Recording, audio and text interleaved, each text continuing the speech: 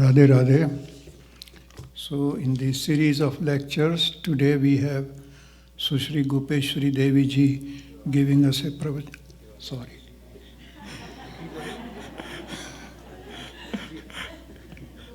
No. Diwakari Devi ji, sorry. Oh no. Sorry. So let me give a brief intro. Sushree Diwakari Devi ji studied the deepest aspect of the philosophy of our Sanskrit scriptures and devotional music of India under the guidance of Sri Kripaluji Maharaj and received Vaishnav sanyas in the year 1996.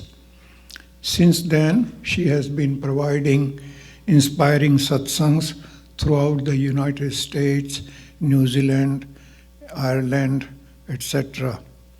Didi ji's charming and uplifting speeches awaken the mind and stir the soul, while her Nam Sankirtan enters deep in the hearts of listeners, inspiring them with devotional love for Radha Krishna.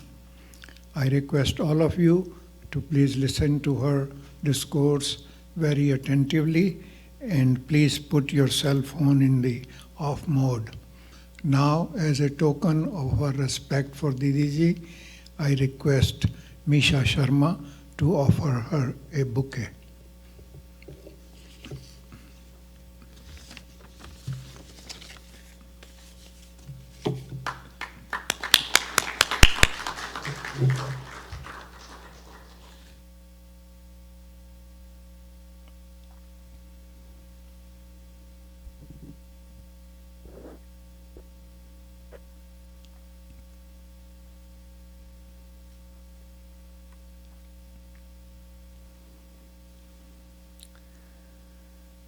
Shrimad सद्गुरु सरकार की, श्रीमद् युगल सरकार की।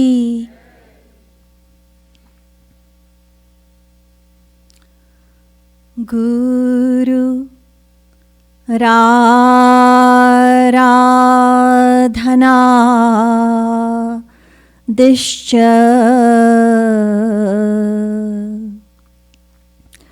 गुरुः परमदैवतम्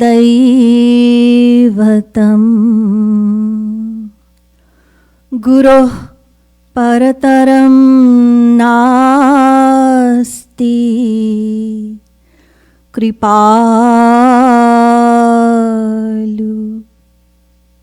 गुरुवे नमः। ध्यानमूलम्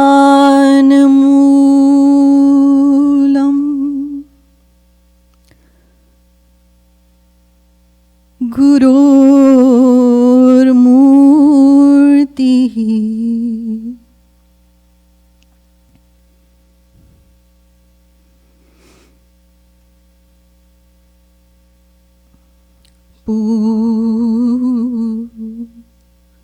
पूजा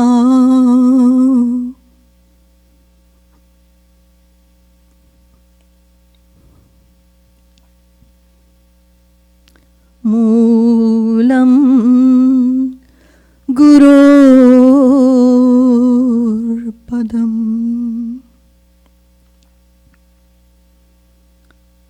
मन्त्रमूलम्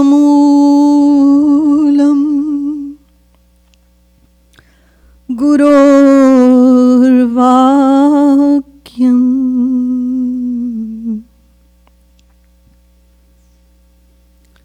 भक्तिमूलम्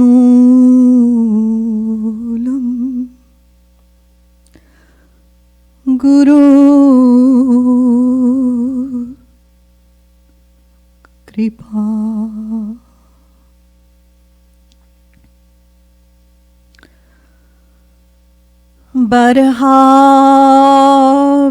बर्हापीडं नटवरवपुः कर्णयोः कर्णिकारम्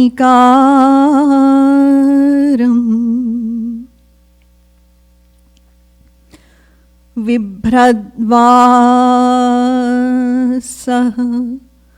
कनककपिशं वैजयन्तीं च मालाम्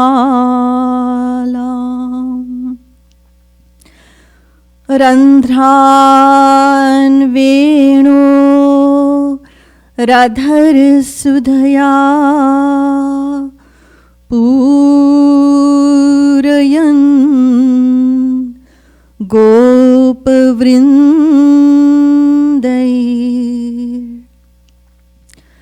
वृन्दारण्यं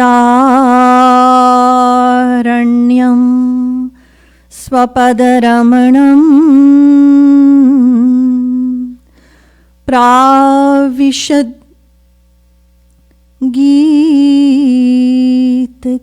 गीतकीर्तिः यो ब्रह्माणं विदधाति पूर्वं यो वै वेदांश्च प्रणोति तस्मै तग्वंह देवमात्मबुद्धिप्रकाशम् मुमुक्षुर्वै शरणमहं प्रपद्ये।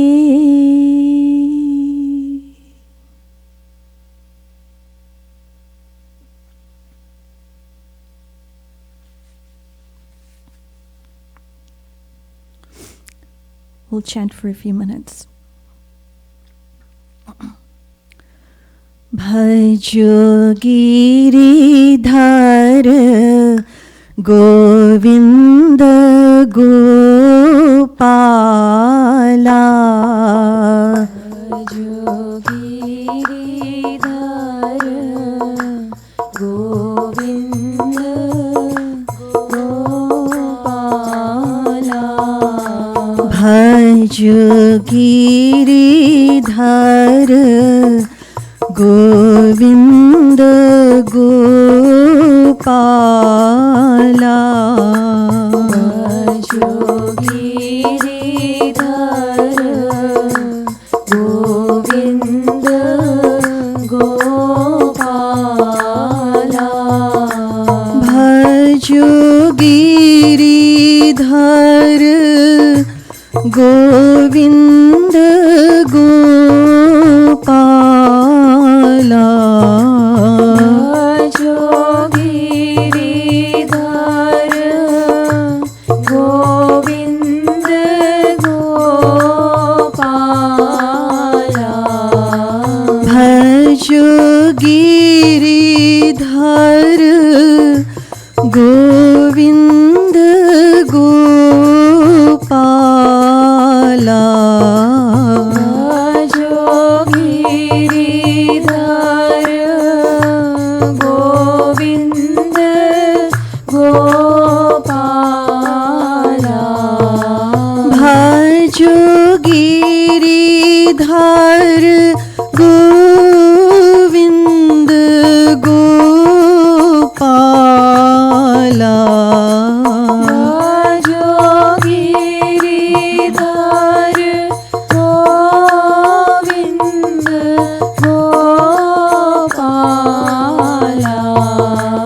Bhajo giridhar Govinda Gopala Bhajo giridhar Govinda Gopala Bhajo giridhar Govinda Gopala Bhajo giridhar Govinda Gopala Bhajo giridhar Govinda Gopala Bhajo giridhar Govinda Gopala Shrimad सद्गुरु सरकार की श्रीमद् युगल सरकार की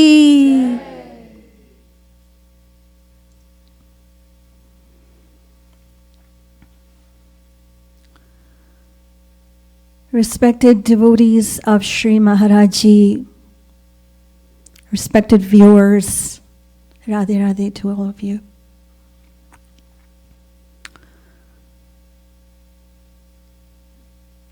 Dainik Prarthana,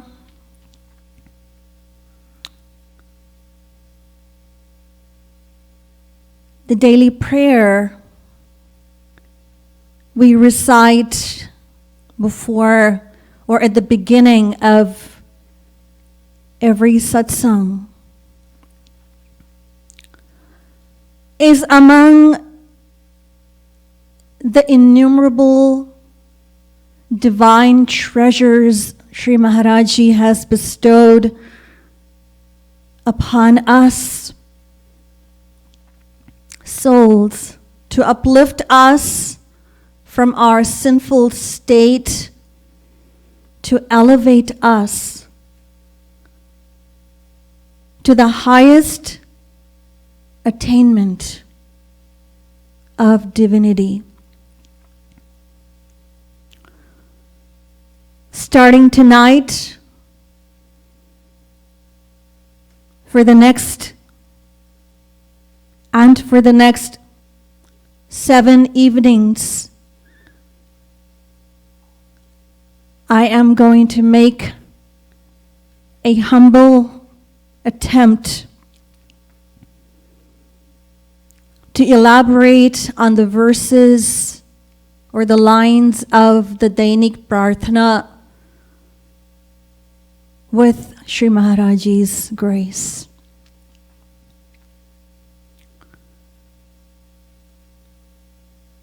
Shri Gurave Namaha, Shri Gurave Namaha, Shri Gurave Namaha.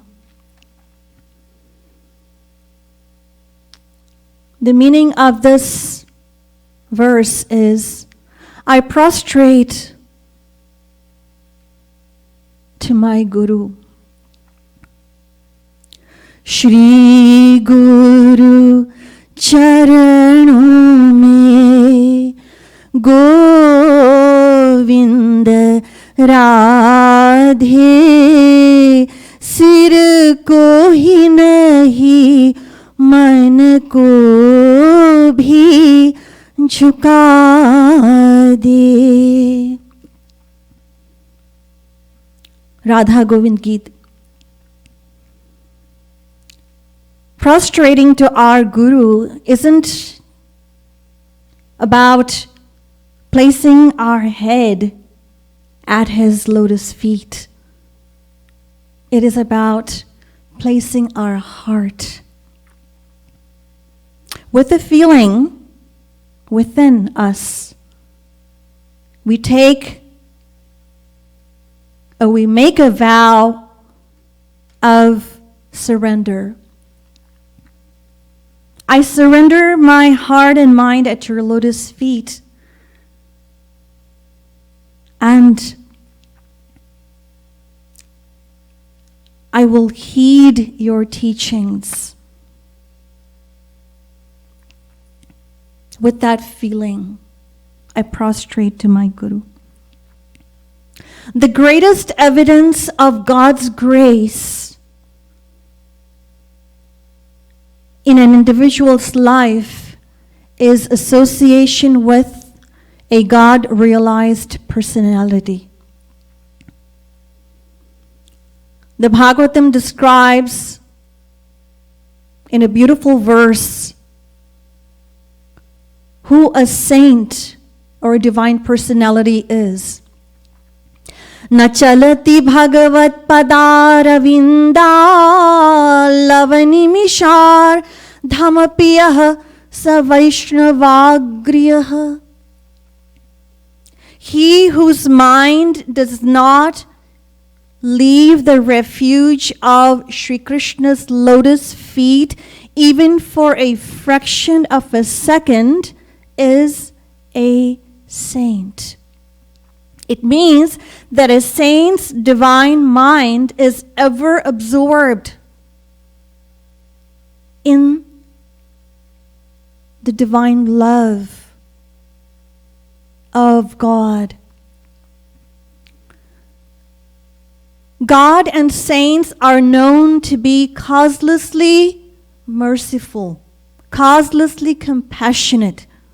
This means that their mercy and compassion, which they show, there's no expectation for any return. It is unconditional. On the contrary, in the world, anyone and everyone, their acts of generosity are motivated by a desire and expectation. We walk into a store, pay $100, and the store owner gives us goods of equal value.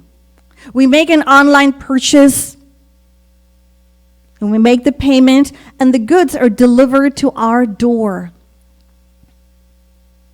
So these acts of generosity have reciprocity behind them. In comparison, causeless generosity expects no return whatsoever. Without any expectation, they are unconditional. Any person, any individual in the world bound by Maya cannot show grace. Why? Because they themselves are devoid of or bereft of that supreme bliss, supreme divine bliss. And therefore, they cannot think beyond their own happiness. So how can we expect any individual in the world to show grace without expecting anything in return? It is impossible. God and saints are ever blissful and perfectly content in themselves, perfectly blissful and ever absorbed in God's divine love. So why should they need to perform any actions? In reality, they are not obliged to stand in front of us, say anything, or do anything for us humans whatsoever.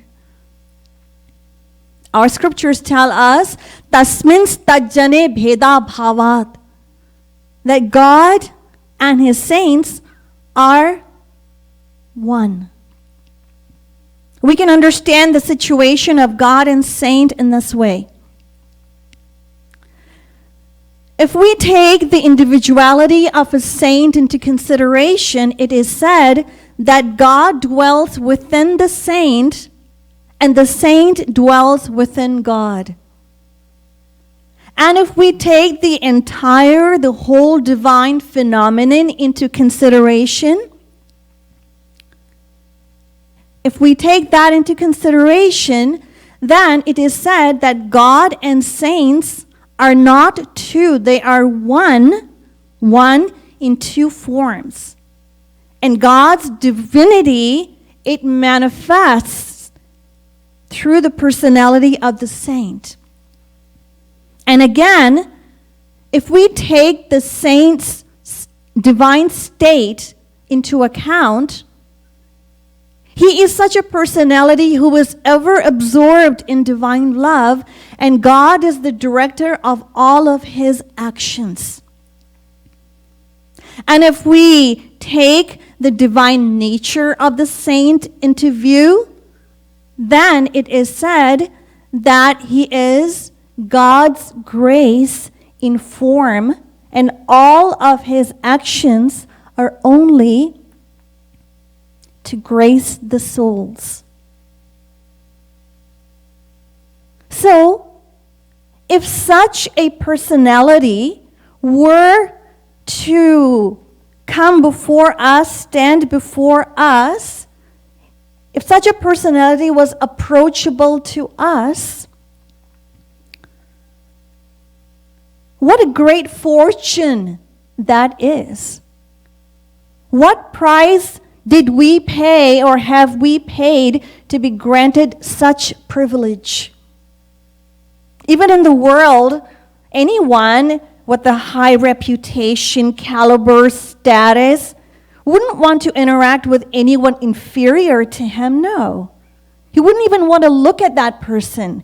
This is the way of the world.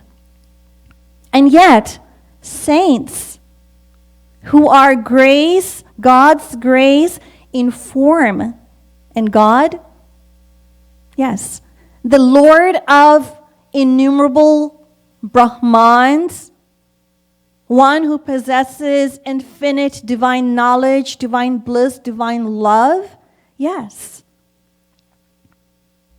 And that saint is the form of God personified. So, what is our status in front of a saint, in front of a divine personality? Anywhere in the world, if a cavalcade of a VIP, be it the president or the prime minister, were to pass by and a crippled, poor man, shabbily dressed, standing in its path, was able to flag down the car and succeed in shaking hands with the VIP in that car. You can only imagine how ecstatic, how happy he would be, because this man knows that maybe this is a once-in-a-life opportunity for me. And as for my next life, only God knows. So such a man, he would be so happy, and he would go around talking about his experience of shaking hands with that VIP. He would go around telling everybody and bragging about it. And if it so happened that he could have a picture of that occasion, then he would go around flaunting it. He would go around flaunting it. Yes. So, if a divine personality comes before us, interacts with us, talks to us, it is only out of his sheer graciousness, kindness, and benevolence.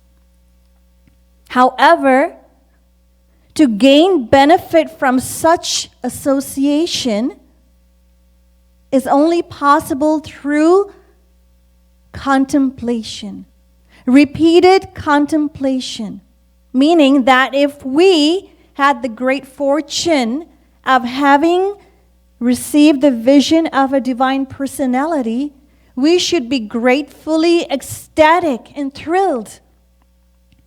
But that is only possible through contemplation. सोचना ही साधना है गोविंद राधे बार बार सोचना ही उनसे मिला दे राधा गोविंद की.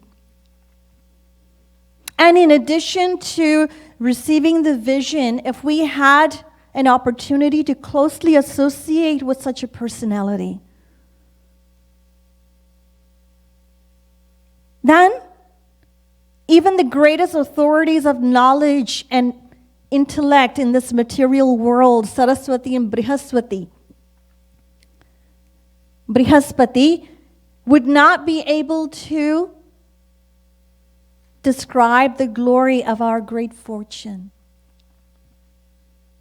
Now, it is possible that some of you sitting here in the audience, and maybe some of the viewers, might be chewing on this thought, that thinking that I am making reference to Sri Maharaji, but Sri Maharaji is not with us anymore. Well, I will emphatically say that your thinking is wrong. Because Sri Maharaji is still with us. Even though he is not physically visible to our eyes, the fact is that he is still with us. Besides his divine knowledge, his philosophy, his divine teachings, his kirtans, his satsang, they are not separate.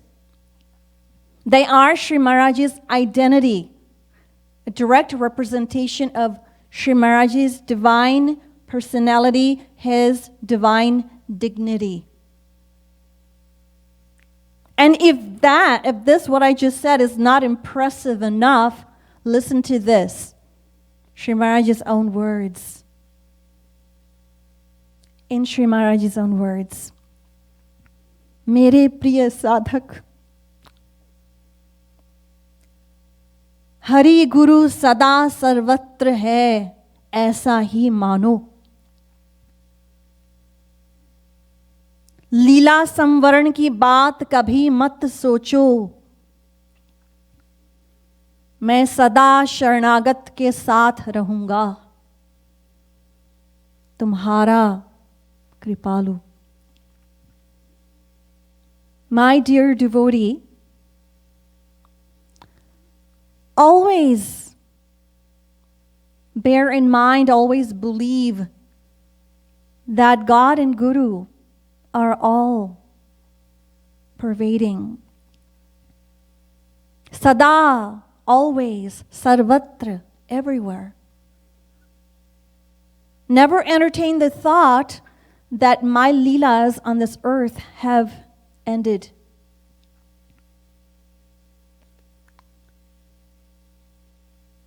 I will always be with my surrendered devotee. Yours, Kripalu.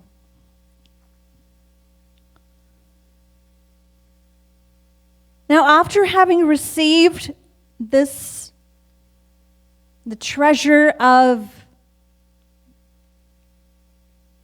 such esteemed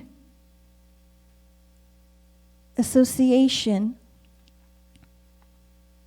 even now, as I'm speaking to all of you, if a devotee remains indifferent, casual, nonchalant, yeah, it's all good, then there can be no greater ingratitude and misfortune. Because what more is there to achieve? What more is there?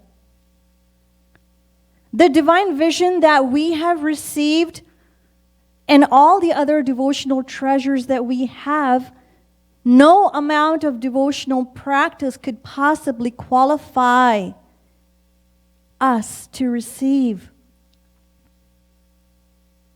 And we have been granted all of that. And the one who is worshipped by Supreme God Sri Krishna himself. Anubrajam yaham nityam puye tyangri renu bhi. Sri Krishna says that I follow my devotees, I walk behind them. But we don't see this in the world. It's quite the contrary. The master is always leading the way, and the servant follows. This is the way of the world. Yes, this is what we see. But Sri Krishna says, no, I follow my devotees so that I may be purified. When their foot dust will blow on me, I would be purified. So such a personality who is worshipped by God comes to our rescue.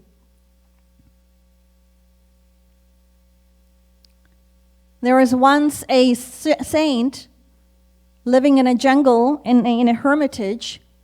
A hunter used to come to that jungle to hunt. So every time he passed by his dwelling, he would pay his respects to the saint. So one day he said, I come here to hunt deer. For whom do you hunt? So the saint said, I hunt Sri Krishna.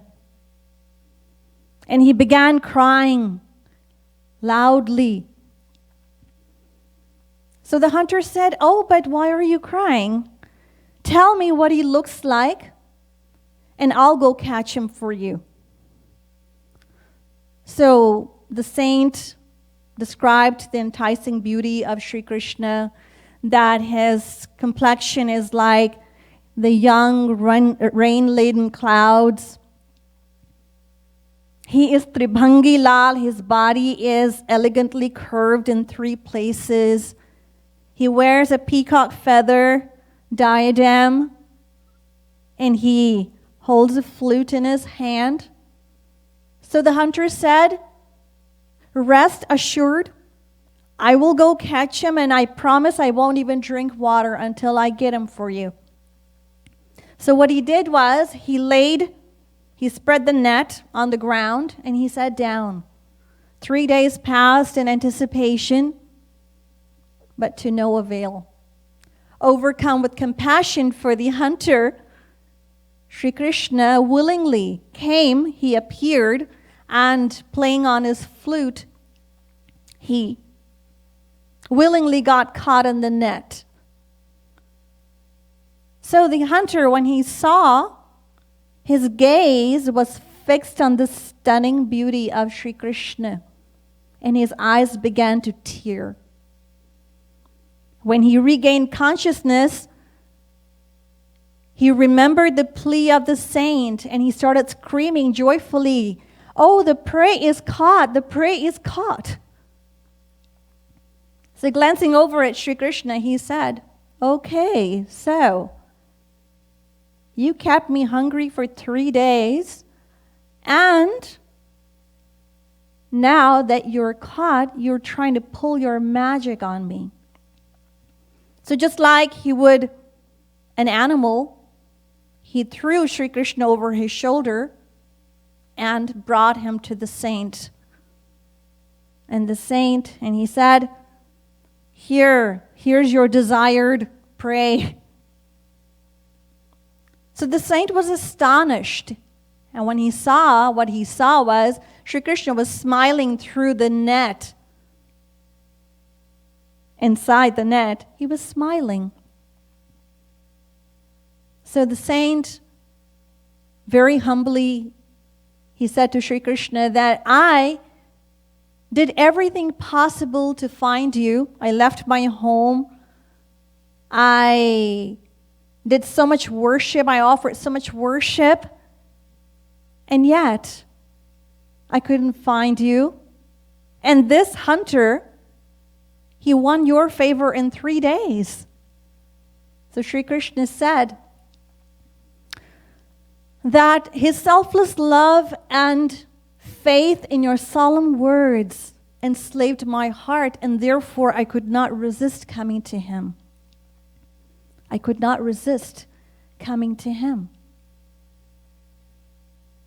God is subservient to his devotees, and he immediately comes to the rescue of the soul upon whom the saint has bestowed his grace. In this account, the hunter did not know who Sri Krishna was, but he received the vision of Sri Krishna because of his deep faith. Every day when he paid respects, sincerely associated with the saint. Such is the glory of a saint's association, is the point I'm trying to make. One who is worshipped by God himself.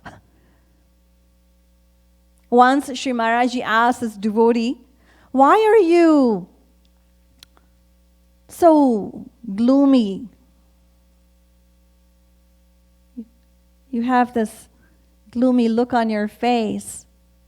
महाराज जी मिल गए, दरवाजा बंद करके नाचो. Maharaji said to the devotee, now that you have found Maharaji, just close your door and jump up and down with joy. Why are you looking so sad? The point is that unity with God is not as important in the devotional period, of course, as it is with the saint. If we deeply reflect, if we introspect, why after having the association of a saint, we are still devoid of that unlimited, infinite, divine happiness. Why is it? Then we will conclude that we did not understand the importance. We did not think about the grace of the Guru. And in such a situation, even if we were to reach our goal and find God, what are we to achieve from that? Nothing. Just like if somebody says, well, I had an opportunity to meet with the saint. He spoke to me. He even gave me a hug. I got to spend time with him, but I didn't feel anything. Nothing. Why? Because the person did not understand the value of that saint's association. Did not give importance to that opportunity. That is why. It's just like if a person is given a ring worth $10,000 and he doesn't know its worth and thinks of it as an ordinary, just a cheap ring worth $20. He doesn't understand the value of it, then what does he do?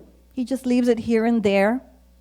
Only if we could understand, he knew its worth, he would keep it under the lock and key. But because he doesn't know its worth, does not appreciate its value, then he doesn't know the importance, and nor does he have that feeling within him that he is in possession of such a valued object. He doesn't have any feeling within him. In the same way, if we have the association, we're given the association of a saint, but we don't understand and appreciate the value, realize the importance of it, that we are in possession of such treasure, divine treasure, and for which we didn't do anything. It was no effort on our part, but it was purely grace. Purely grace. Because there's no importance. That's why. So how could we derive any benefit? Suppose a person wants to meet the Prime Minister and he wants to talk to him and even, have close association and even get a hug. Now the Prime Minister in turn comes in front of him in disguise, wearing dirty clothes with an unkempt beard, and extends his arms, offering to embrace him. What would be the reaction of that person? The reaction of the person would be, he would reel back in repulsion and snub him because he doesn't know that it is the Prime Minister in disguise. Anyway, a short while later, the Prime Minister shedding his put-on appearance, he comes back in his real persona with all his security and paraphernalia that comes with his power and position and everything, and he appears before this person. Now, this person, recognizing that the person that he saw before was in fact the Prime Minister. Now he recognizes who he was.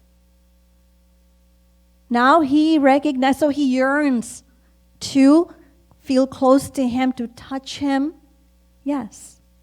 The point here is that when we realize the value or the importance of what we have, or the privilege we have, then we develop a special affinity.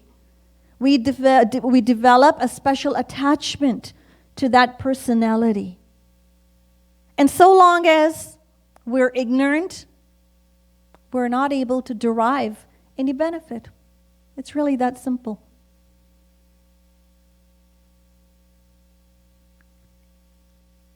Once, an eminent logician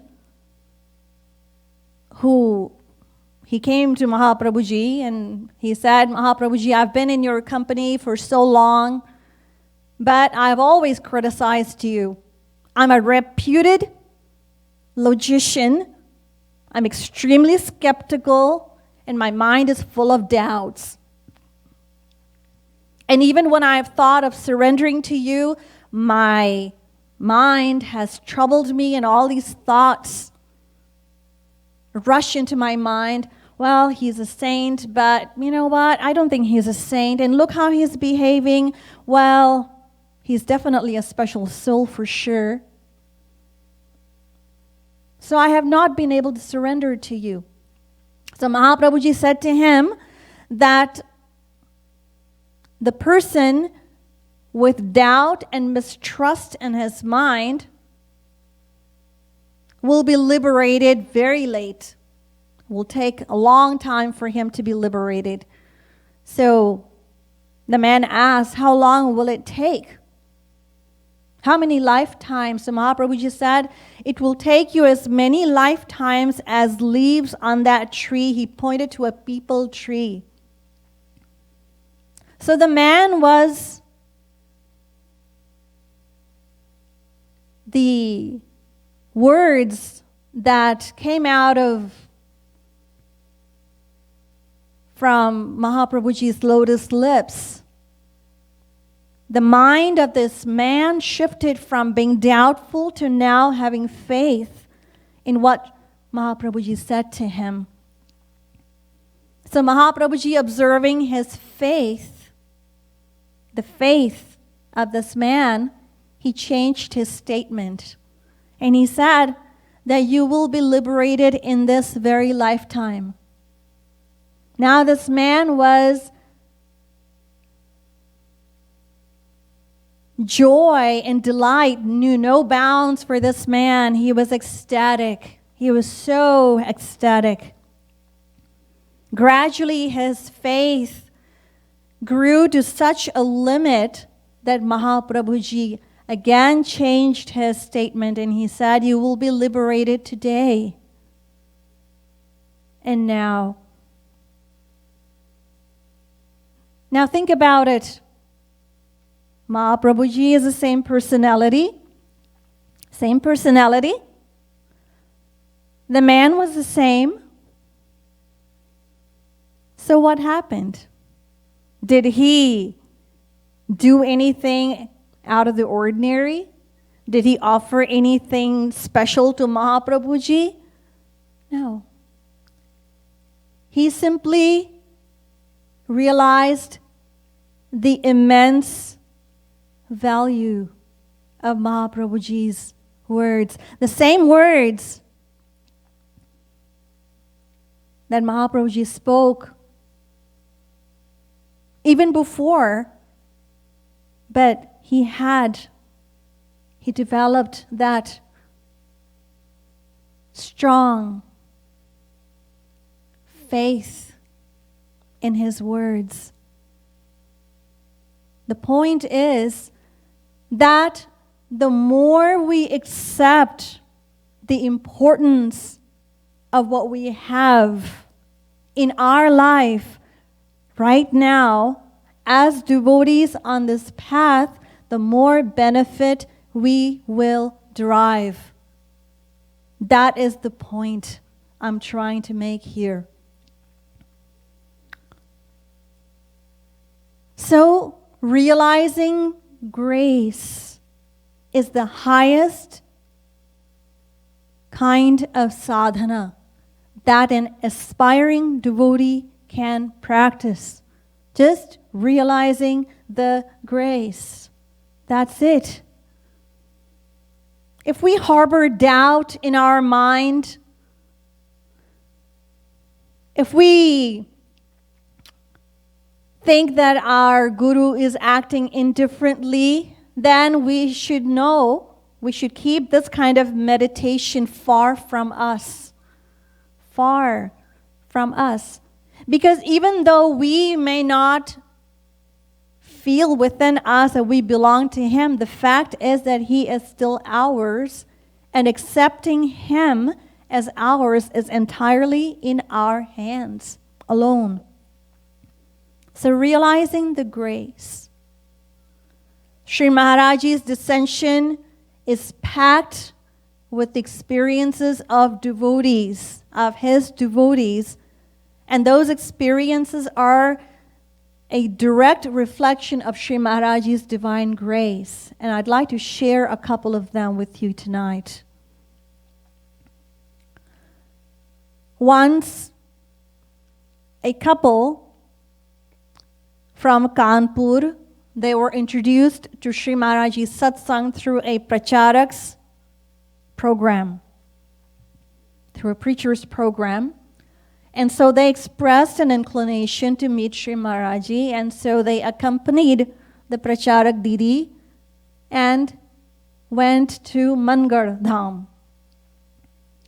So when they arrived there, Kirtan was going on, Sri Maharaji was sitting in the Angan, and the devotees there were only mainly Mangar Vasis because there was no occasion or any celebration going on during that time.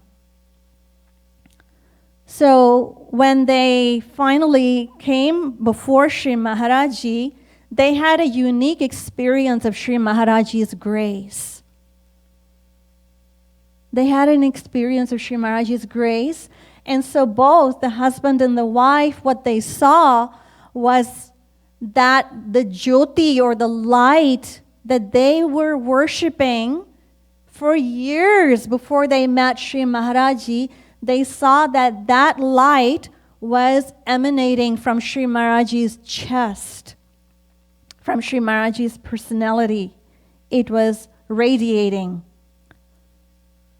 So the husband said to Sri Maharaji that,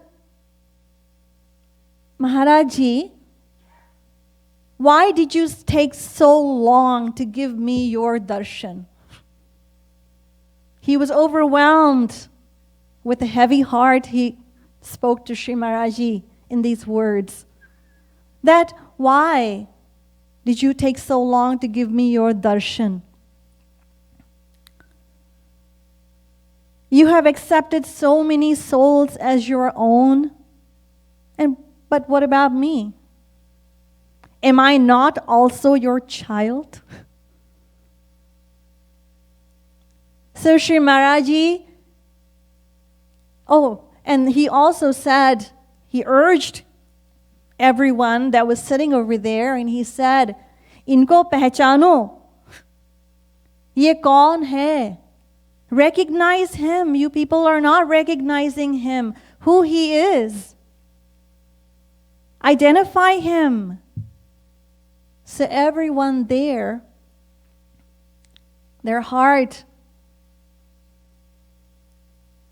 choked with tears of love, deep love and gratitude.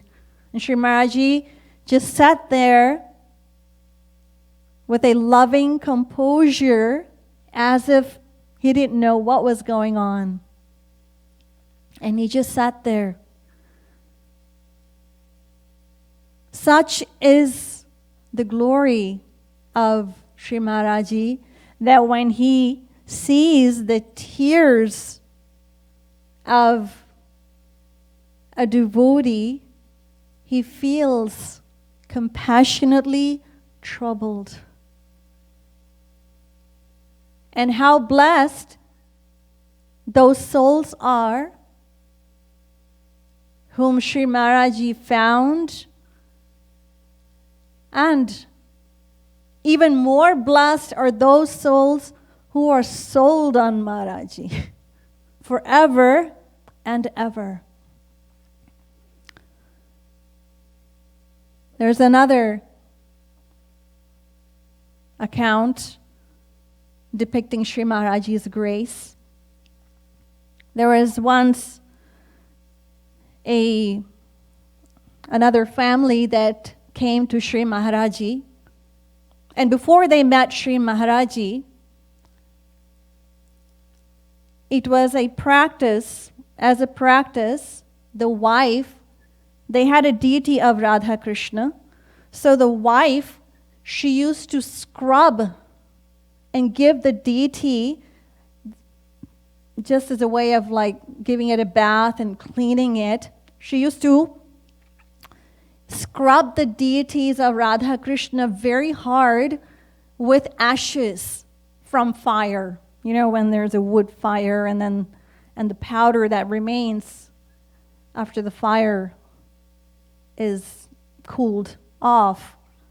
So the ashes, so she was scrubbing the deity with those ashes. So when they met Sri Maharaji, and the very first day, Sri Maharaji said, as they came up to pranam to Sri Maharaji, Maharaji said to the husband that your wife has scrubbed me extremely hard with those ashes. And my skin is broken, it's burning, it's hurting. I'm hurting all over. Maharaji told the wife, the husband rather. And they both just broke into tears and they realized the mistake they had been making. What a grace. The family had a 5-year-old boy who was kidnapped by some thieves. So 24 hours later, when the little boy, when he came home, he pointed to a picture of Sri Maharaji and told the parents that he fought the thieves. He fought with them. And he brought me here. He just knocked on the door. He left me at the door. But he fought with them.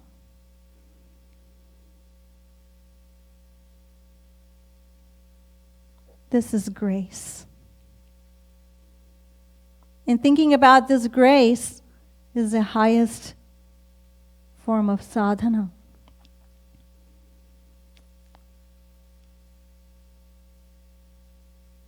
So, we must firmly retain this understanding in our consciousness, in our heart, that it is only because of grace that we have received what we have, as in the devotional wealth that we have been endowed with. And if it wasn't for grace, then how could we have received everything that we have? There's no way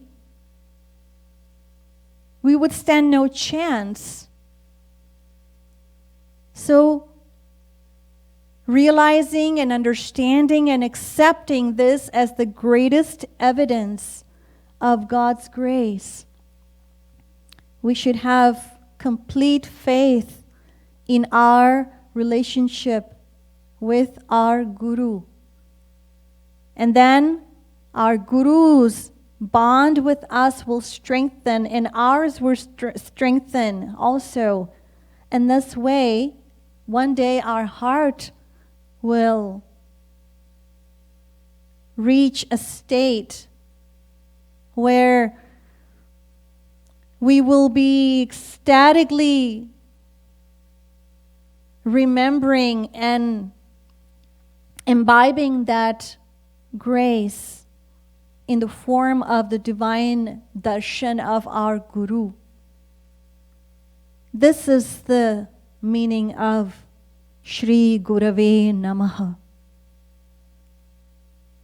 Shrimat Sadguru Sarkar Ki, Shrimat Yugal Sarkar Ki, Jai Jai Shri Radhe, Jai Jai Shri Radhe, Jai Jai Shri Radhe.